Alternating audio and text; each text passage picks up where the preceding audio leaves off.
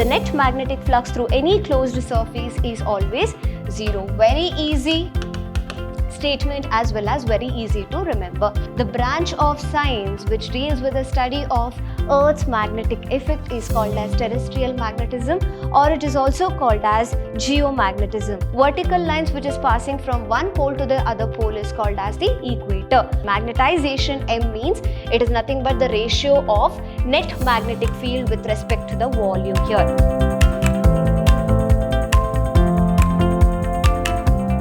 Hello everyone, I am Rinda, Faculty of Physics from Vidhyaashram Pre-University College, welcoming you all to Session 2 of Chapter 5, Magnetism and Matter. In today's class, we are going to study about the Earth magnetism as well as that inclination, declination, everything which is involved in the Earth's magnetism, and also about the intensity of magnetization and what is meant by magnetic intensity, what is meant by magnetic flux, what is meant by permeability, that is magnetic permeability, relation between the magnetic permeability, magnetic susceptibility, and the differences between paramagnetic substance, ferromagnetic substance, diamagnetic substance, and finally we are going to study about the hysteresis curve, and these are the important concepts. So your second session is very much important under this chapter, magnetism and matter.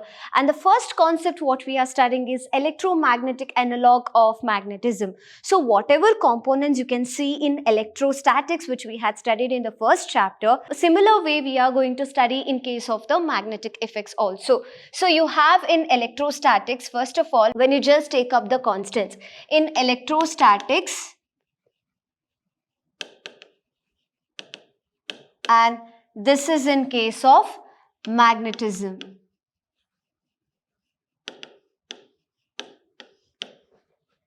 So in case of electrostatics, you have the constants as 1 by 4 pi epsilon naught, wherein the constant case here, over here is nu naught by 4 pi. So this is the constant in magnetism, and this is what you see in electrostatics.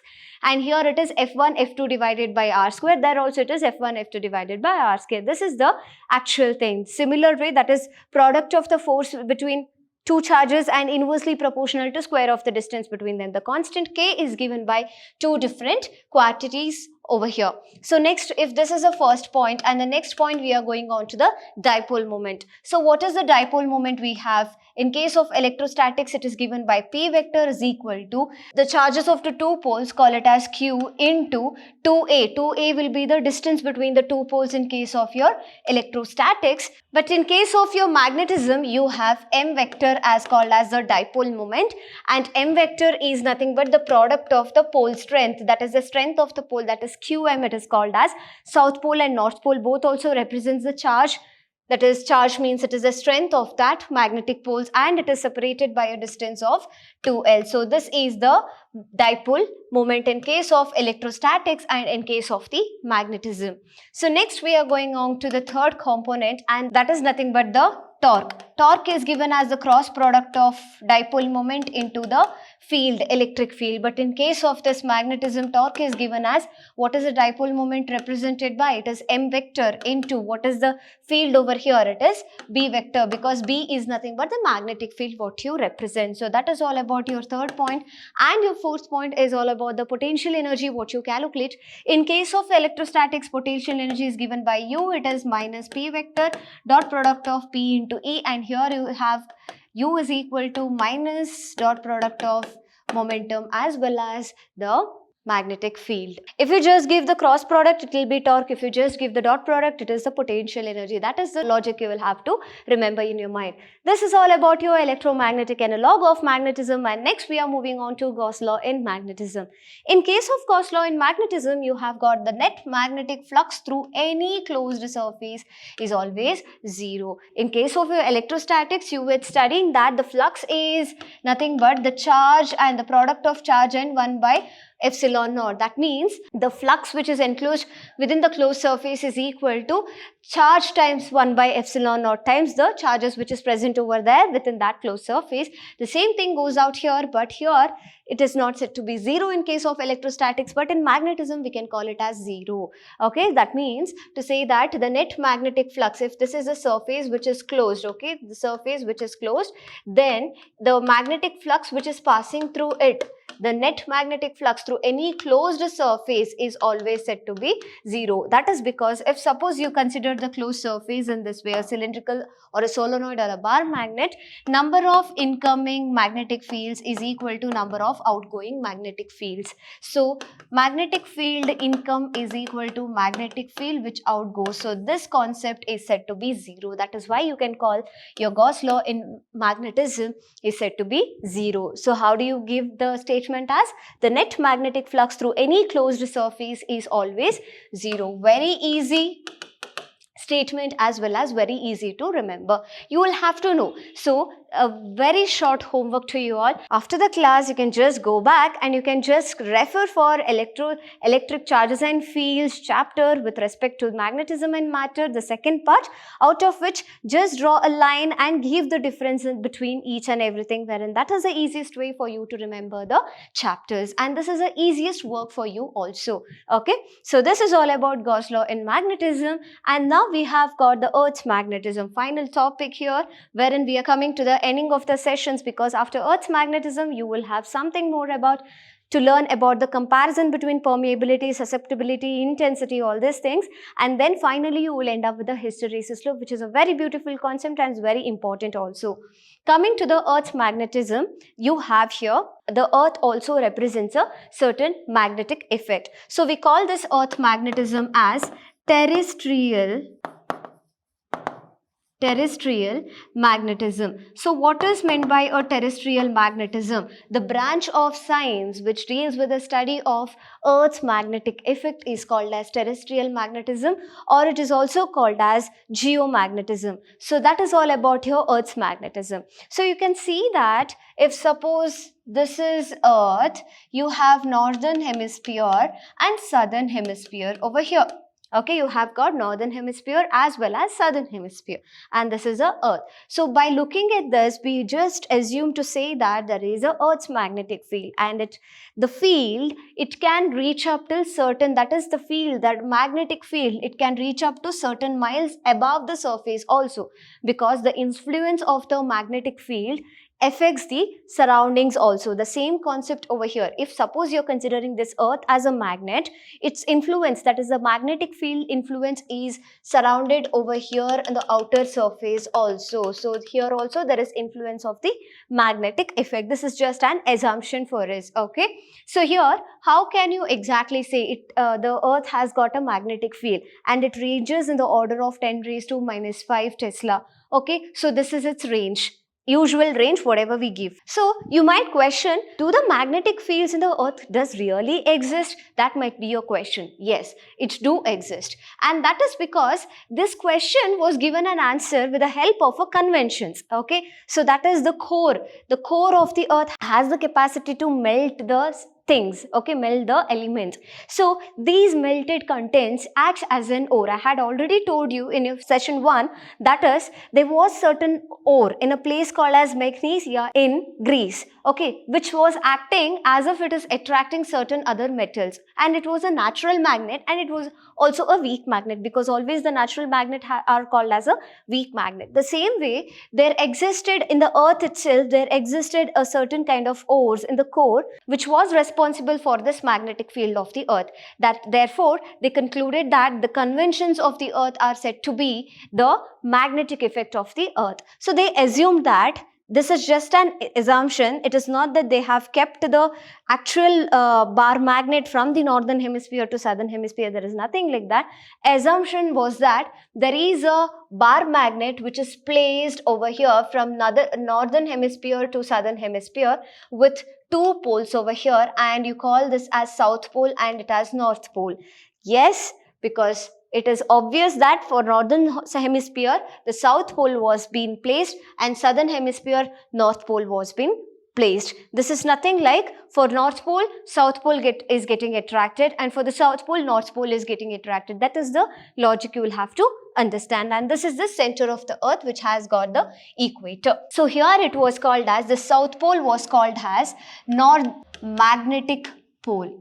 It was called as North Magnetic Pole, and the North Pole of the Earth was called as South Magnetic Pole. And remember students, the Earth is always a tilted, and its rotation of axis is by tilting it to certain degrees, correct? But for that geographic line which is passing, that is geographic axis which is passing through the center, that is from the northern hemisphere to the southern hemisphere, it is just passing like this.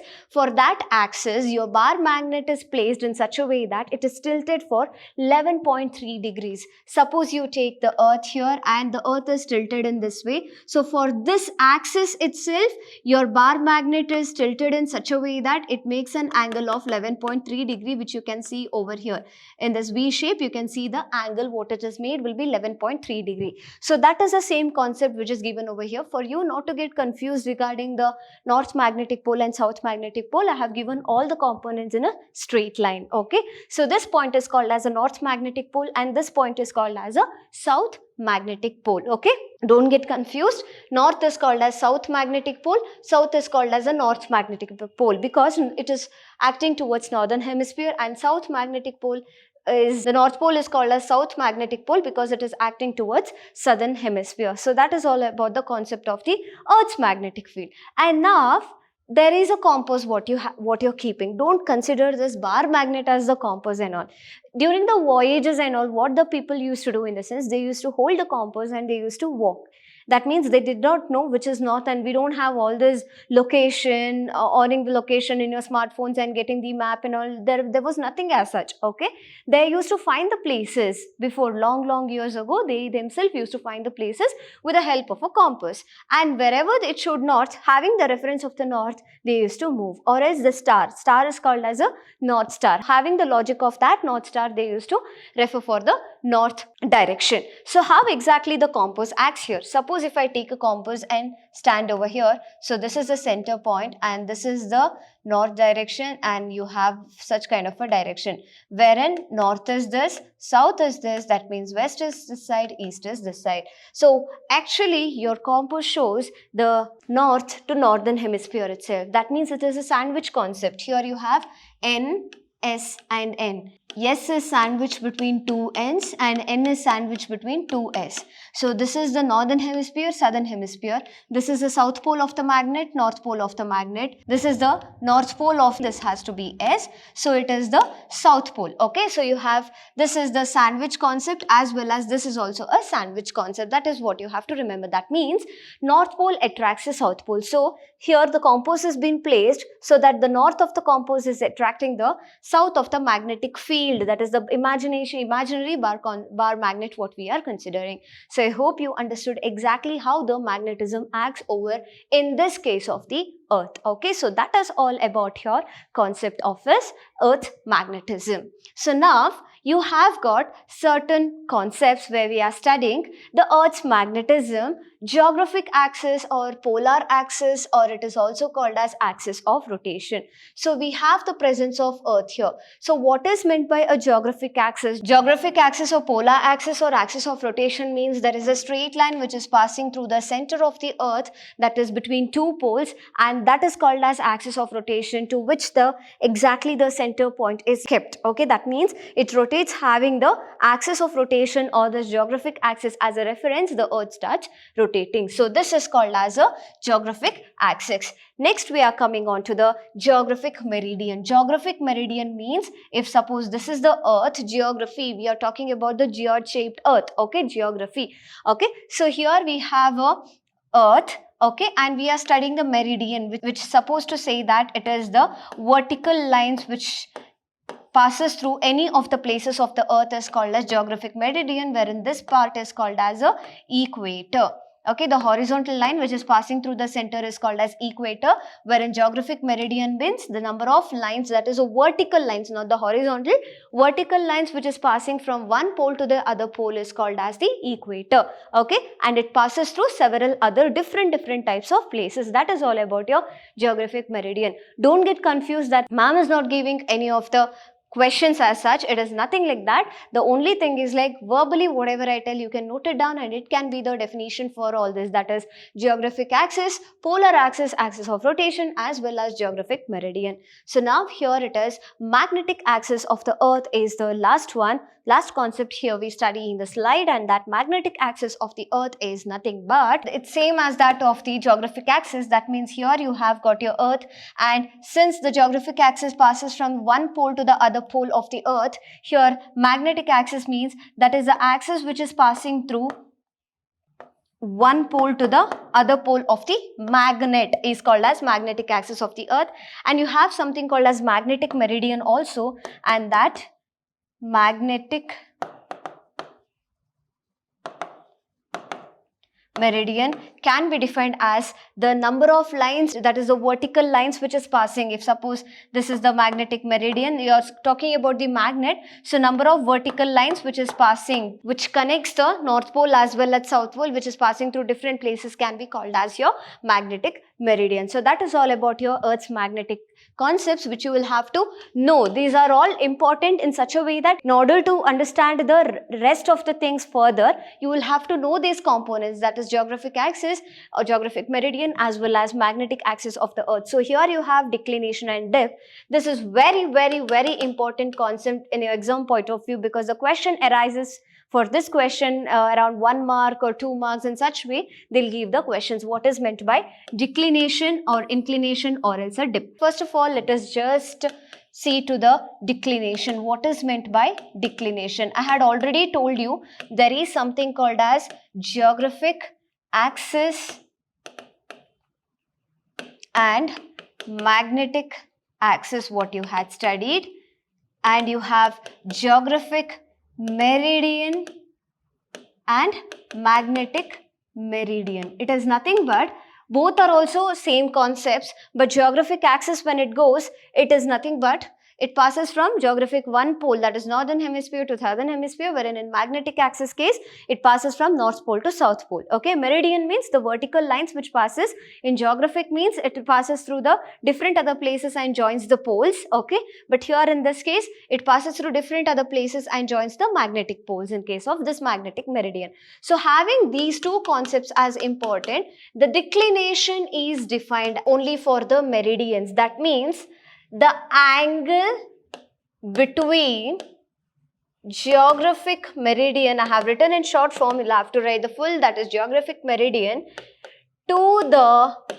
magnetic meridian is known as declination. That means, this is important, you will have to remember what is meant by declination. Means it is the tilt which is made by the magnetic meridian with respect to the geographic meridian, and that angle is called as declination. To which angle the magnetic meridian is declined with respect to the geographic meridian. So that is all about your declination. But when you're coming to inclination or dip, this is nothing but here whenever you hold a compass, it is only that the compass needle rotates horizontally. It is not that it rotates all those directions wherever exactly it is going. Okay, so suppose if your north is somewhere, it is up towards up, exact north or the true north will be somewhere around upside. Okay, it doesn't mean to say that the compass needle turns like this and stands away for the up. No, this compass needle is always the one which rotates. It shows the approximation of the north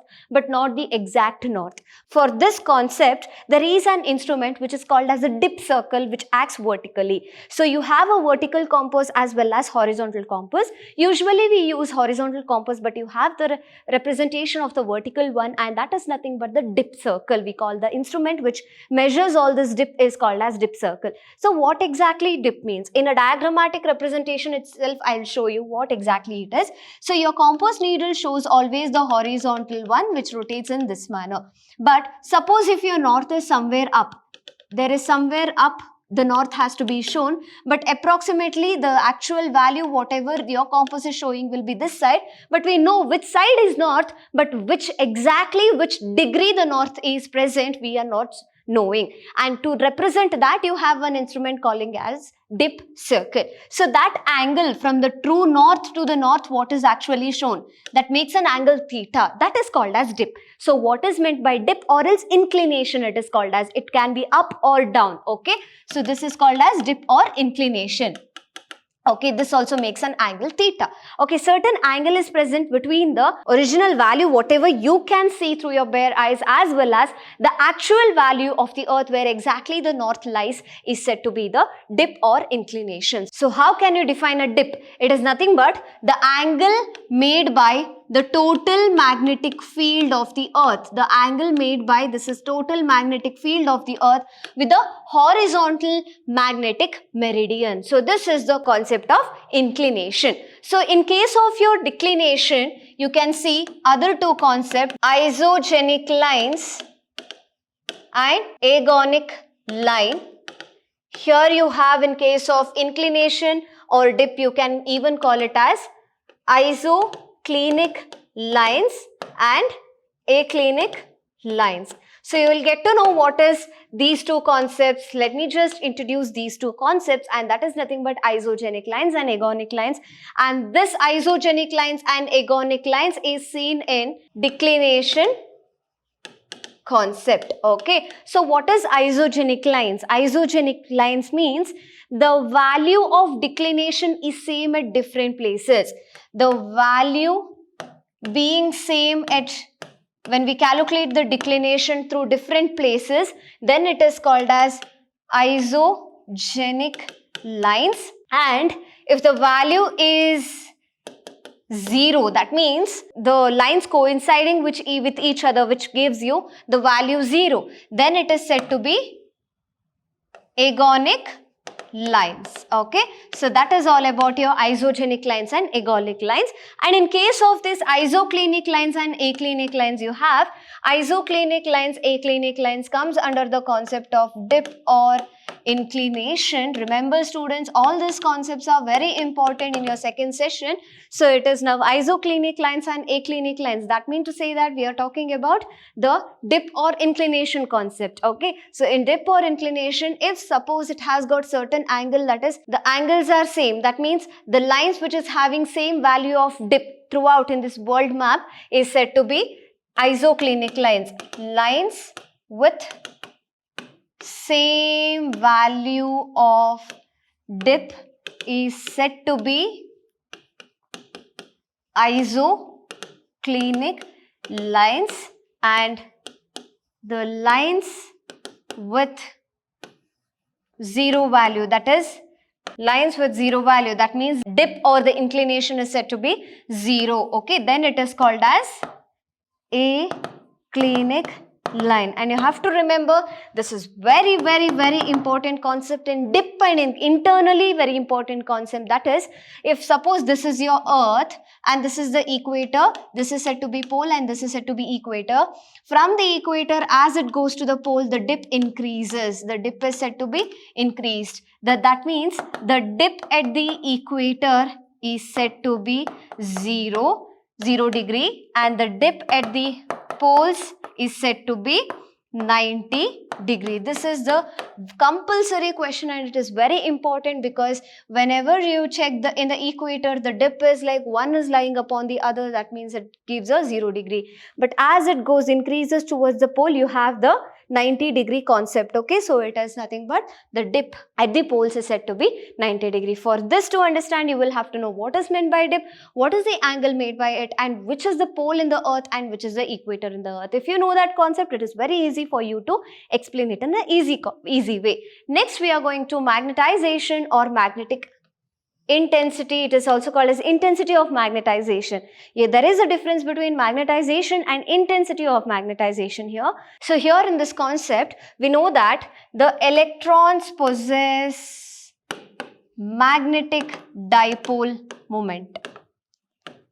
Correct? That means there is a nucleus which is positively charged and the electrons revolve around the nucleus. Electrons are said to be revolving around the nucleus. This concept we have studied in case of the Bohr magneton also, because Bohr was in Bohr postulate we have all this revolving of the electrons around the nucleus. So having this concept, you know that the electrons revolves in such a way that it possesses magnetic dipole moment, which is called as a Bohr magneton concept what we have studied.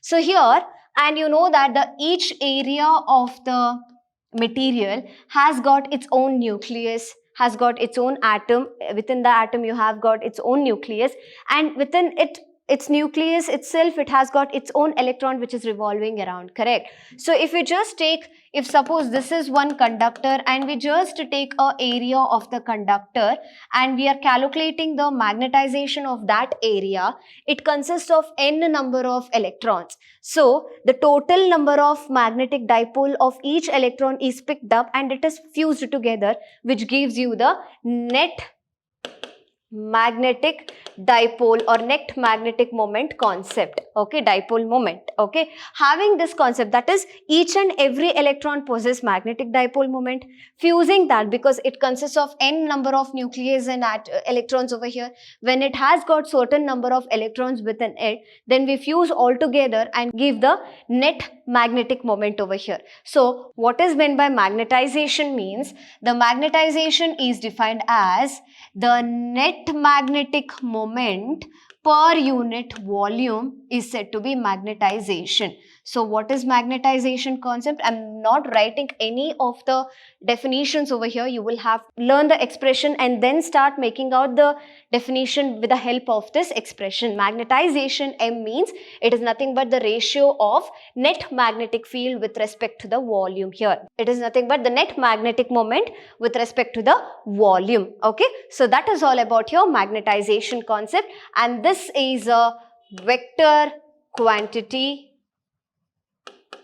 as well as the SI unit of magnetization is A meter inverse, that is ampere per meter. Okay, so that is all about your magnetization or intensity of magnetization. Now we are getting on to magnetic permeability, and that is magnetic permeability is nothing but it is given in terms of nu, which is equal to, it is nothing but it is the ability. Okay, ability of the material which is about to get magnetized. Okay, ability of the materials to allow the magnetic lines to pass through it. So for what amount the material can be magnetized is nothing but this magnetic permeability. Okay, so it is nothing but you people are allowing the knowledge whichever we pass to you, that means your capacity to listen to the class, that is nothing but your magnetic permeability. Okay, the number of field lines whatever we give, that should enter your head. So you're a magnetic material. Okay, you should allow the field lines which passes from us to you, that is called as magnetic permeability, which is given by nu. R is nothing but the magnetic field lines with respect to the, that is ratio of magnetic field lines in a medium with respect to the magnetic field lines in case of the vacuum. This is the concept. Okay, so what is meant by magnetic permeability? It's a ratio of magnetic field lines per unit area of the medium with respect to the magnetic field lines per unit area when that material is kept in case of vacuum. This is the vacuum condition.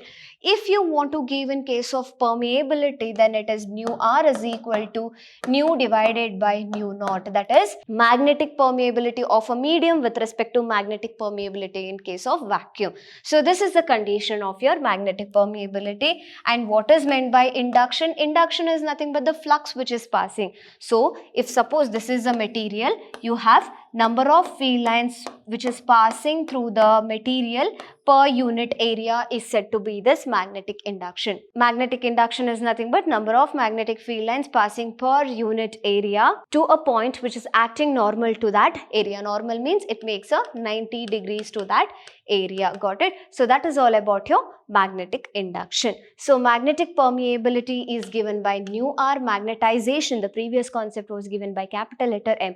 You should know the contents. Okay. Next we are going on to magnetic intensity, and magnetic intensity is given by capital letter H. Magnetic intensity is nothing but it is a degree to which the magnetic field lines which is passing can magnetize the material. To what amount the magnetic field which is incoming can magnetize the magnetic materials is said to be your magnetic intensity, and it is given by H is equal to the magnetic field magnetizing the material. That means nu means magnetic permeability. Magnetic permeability means how much amount of magnetic field lines it is allowing to pass through it, because of which it is said to be magnetized. So because of which you have this equation, H is equal to vector B into nu. We know that by the solenoid you have equation B is equal to nu into N into I, which can be equated as H is equal to nu into N into I divided by nu, where nu gets cancelled. So the SI unit of this concept can be given as SI unit ampere per meter. So this is all about your magnetic intensity. And suppose you want to give, in the case of vacuum condition, you will have H is equal to B naught divided by U naught. So B naught you can even call it as nu naught into H concept. So this is also a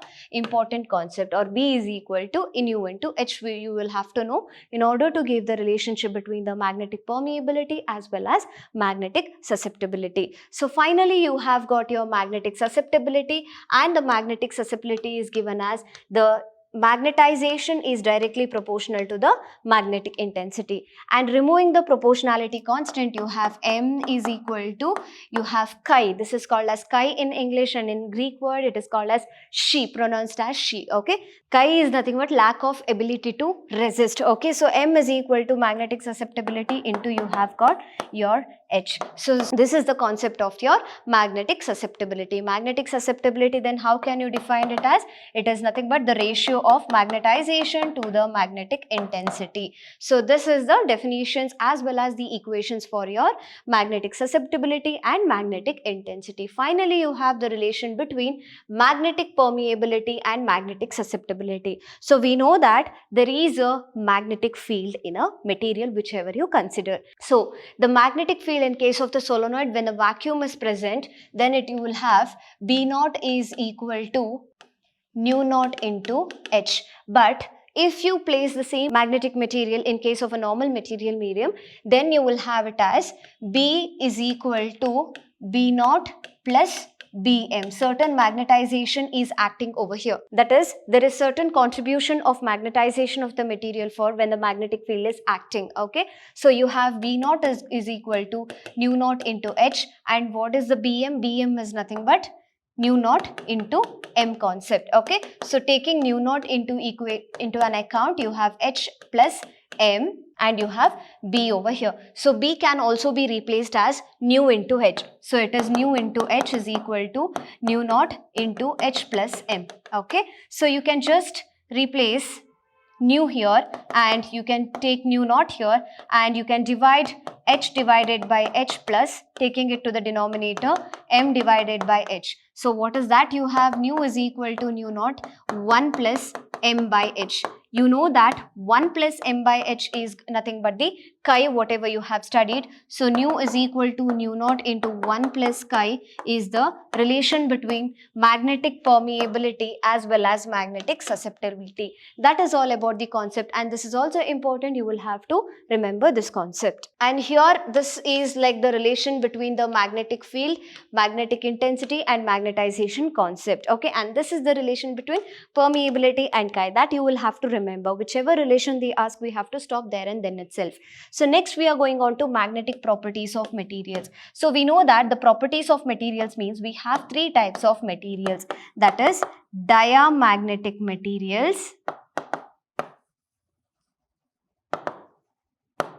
it is paramagnetic materials, and finally it is ferromagnetic materials.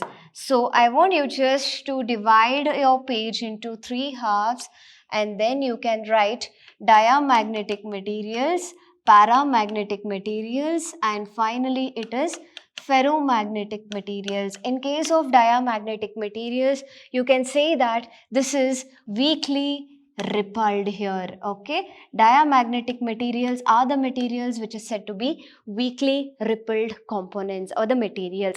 Paramagnetic materials, in that case you can say that it is weakly attracted. The magnetic materials are weakly attracted, because in case of weakly repelled condition, it is like it is moving from stronger magnetic field to the weaker magnetic field. But in case of paramagnetic, it is moving from weaker to a little bit slight changes as seen towards the stronger magnetic field. But ferromagnetic field are the ones which moves towards the stronger magnetic field, because of which you can say that it is strongly attracted. The ferromagnetic materials are said to be the one which is very strongly attracted by the magnets. So this is the one single point, and remember, this is very important question.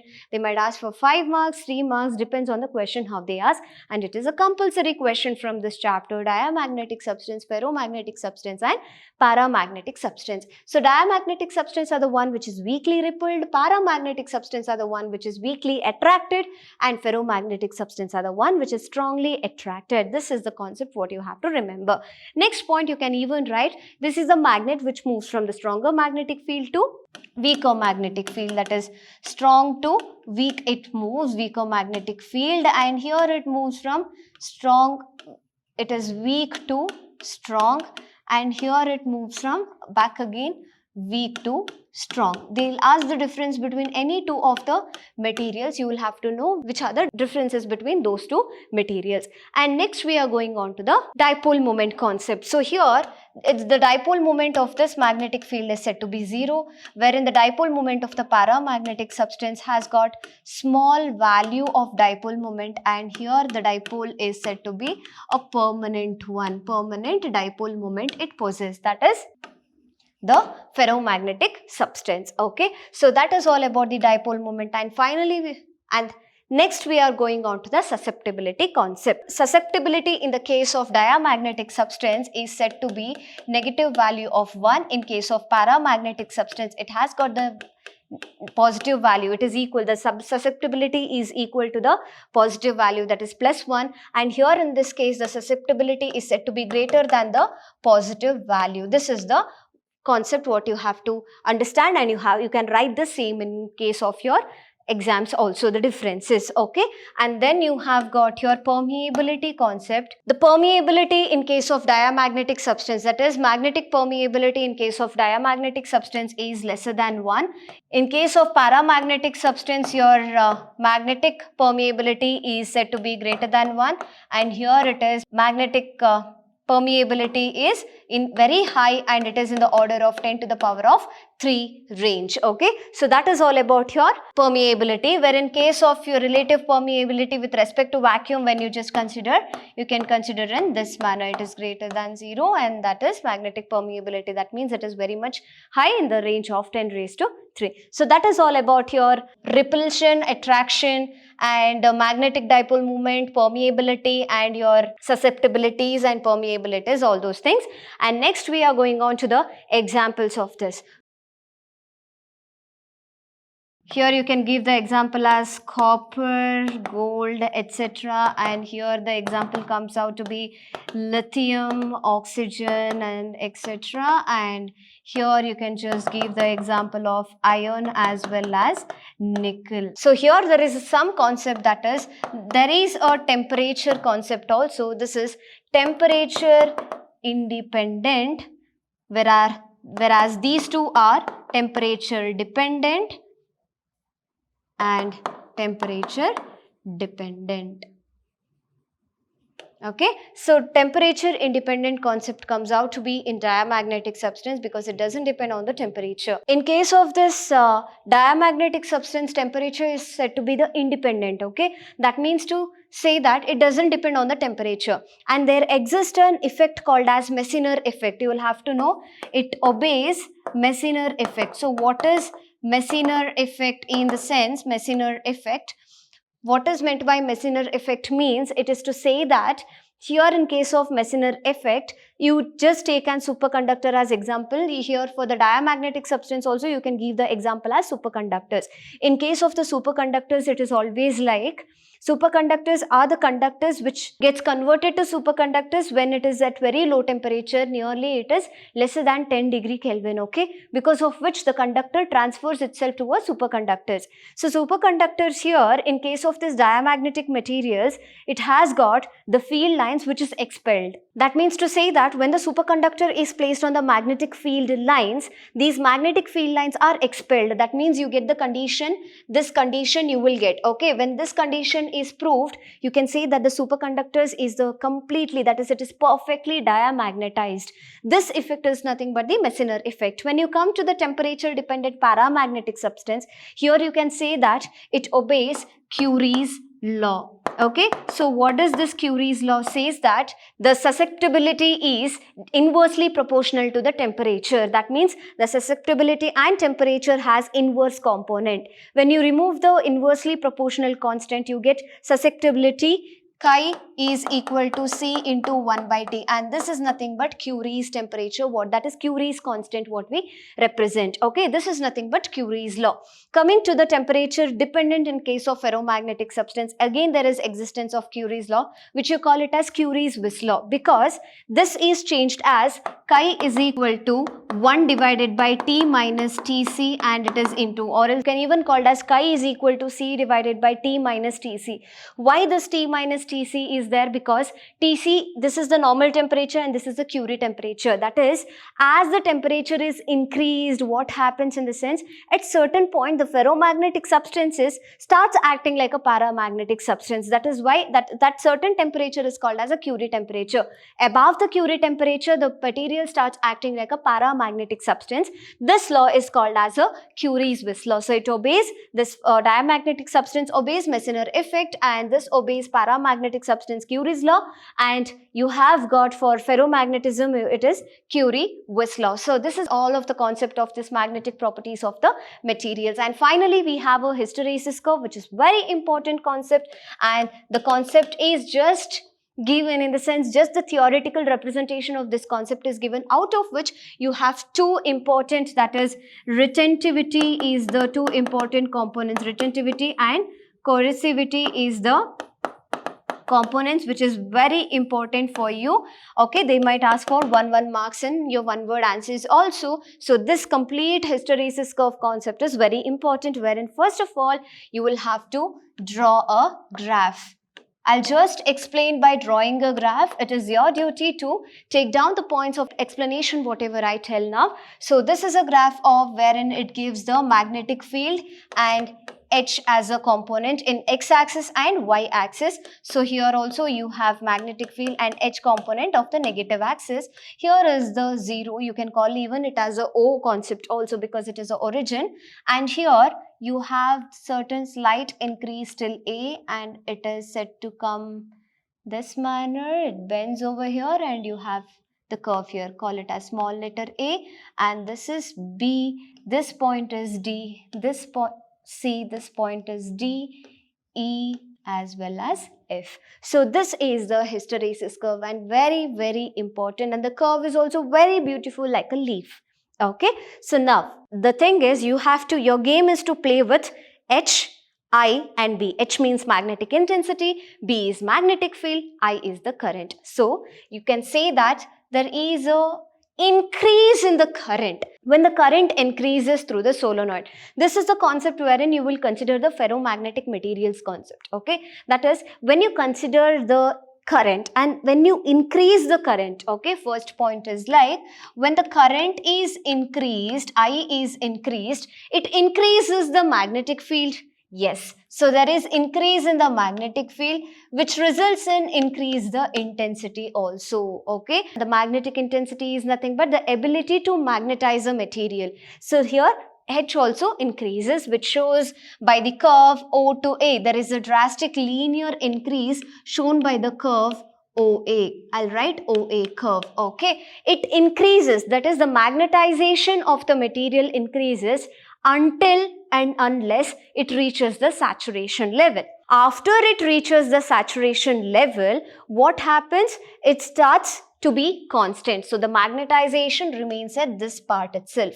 Now we just decrease the supply of the current. That is, second point is the current is decreased. So the decrease in the curve can be seen in this direction to the point B. Okay. As there is decrease in curve, the H also, that is the current decreases. H is said to be decreased, wherein B also starts decreasing.